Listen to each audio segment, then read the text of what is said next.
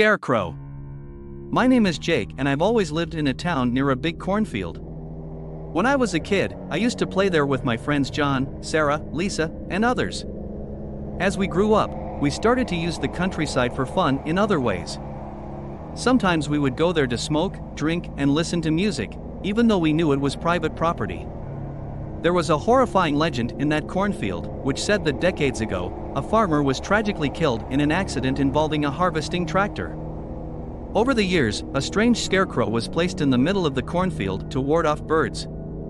But, over time, people started to notice something strange about him. They said it looked like the scarecrow was looking right at them, even as they moved. The town's children began to tell scary stories about the scarecrow possessed by the dead farmer's spirit, which came to life and chased them through the cornfields. Nobody cared about this story, which was treated as just an urban legend. Until some teenagers started to disappear when they went to the cornfield at night, putting the authorities and the city on alert.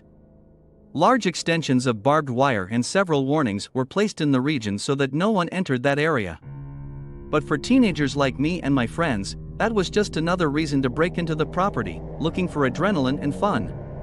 We started to go to the plantation to tell horror stories while we smoked and drank. One night, as we were walking through the countryside, I felt something was wrong. I heard footsteps coming from the cornfield, strangely heavy, and that seemed to be following us. I warned my friends, but they laughed and said I was getting paranoid. It was a full moon, the winds were howling, and the sound of crows cawing broke the silence on the plantation. The feeling that we weren't alone continued, and I could still hear the rustle of corn leaves moving, and footsteps all around us. Suddenly, we hear Sarah scream. We ran towards it and, when we shined our flashlights, we saw the scary scarecrow. He was motionless, attached to a wooden cross. Everyone started laughing, finding the situation funny. I faced the scarecrow and felt a shiver running through my entire body. After the scare, we headed towards a clearing, where we were going to make a fire and tell horror stories. During the journey, we heard another scream, this time a male scream. As I looked around, I realized John wasn't with us. We started desperately searching for him. Suddenly, I pointed the flashlight to the ground and saw bloodstains. My friends and I were terrified, and we started screaming John's name. There was no answer, only the sound of the sinister wind and the cawing of crows. We returned to the spot where the scarecrow was, and to our surprise, instead of the scarecrow pinned to the wooden cross, there was John's body, nailed and covered in blood. I approached him to check if he was still alive, and I was shocked when John lifted his head in his last act of life and whispered, "Run." Blood flowed from his mouth, and his head fell towards his chest. He was dead.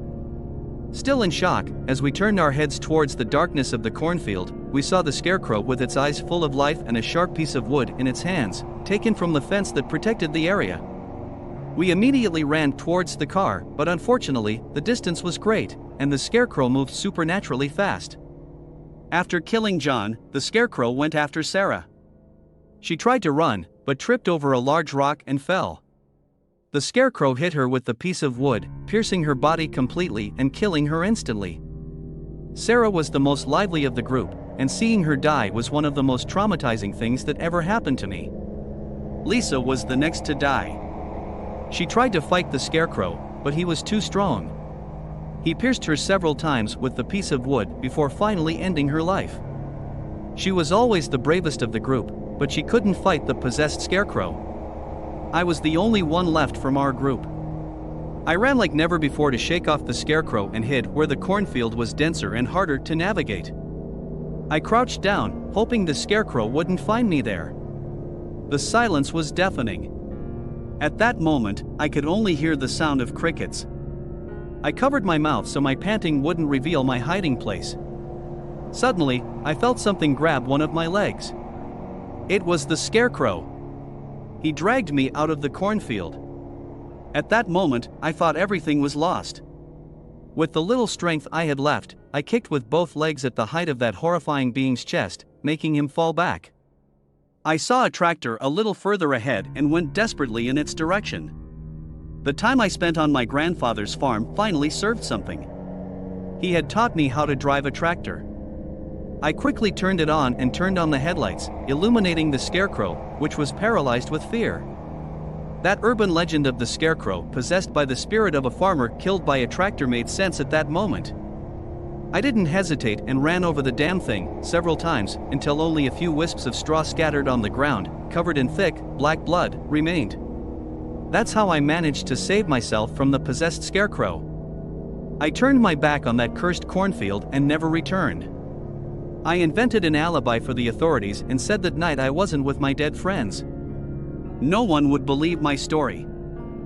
I left that town, but the traumas of that day still haunt me today, in terrible nightmares that won't let me forget that bloody day in the cornfield.